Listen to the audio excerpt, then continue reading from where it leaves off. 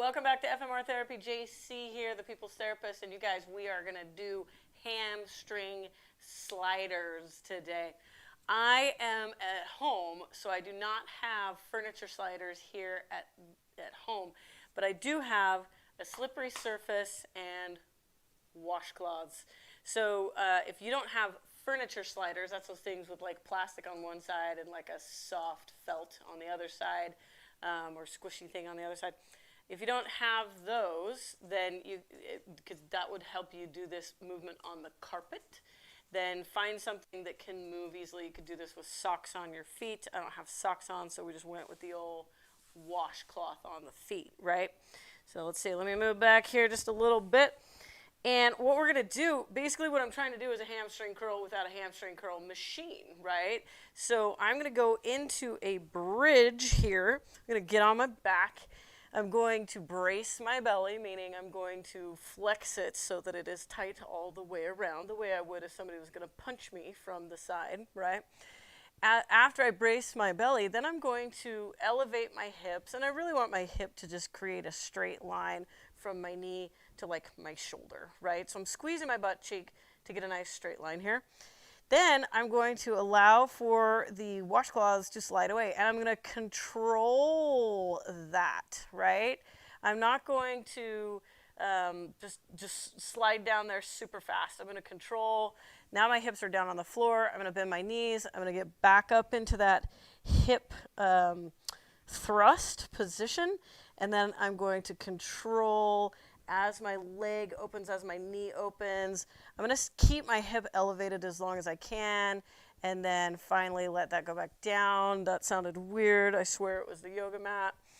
And these are my hamstring eccentric slides. Now, as I get good, then when I come here, I can go back up, right? And really what we're looking for is that that hip can stay elevated and straight both down and up. The next phase, after I've been able to not only go the down ways, but now down and back up, is to do it one leg at a time. So I would take one leg off the ground, get into that hip bridge. I would slide out using as much control and keeping that hip up as high as I possibly can.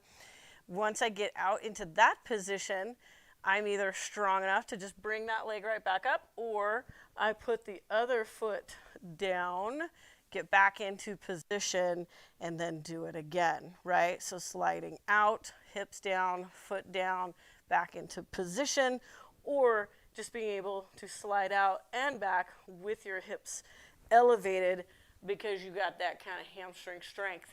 Clearly, Coach Carter here does not have that kind of hamstring strength, but you get the point. So we want to do that until we're really fatigued. For a lot of people, that's going to be, 3 or 4 sets of like 6 to 8 reps. For some people, that would be a joke, and they'd have to do, 3 or 4 sets of 20 reps. If that's the case, you need to put some weight on your hips and actually be doing a hip thruster to make that movement even harder, and to be making it so that you're getting some good hamstring strength out of that. So 3 days a week, 3 to 4 sets, 6 to 8 reps. If it's too easy, all of those versions that we just talked about, you need to weight the hip up so that it is difficult. Put a dumbbell on your hips, put a plate on your hips, put a barbell across your hips to make it so that that's a difficult movement to do. And just stay really, really honest with how straight your hips are as you're moving your leg, getting your knee all the way to straight and then coming back up.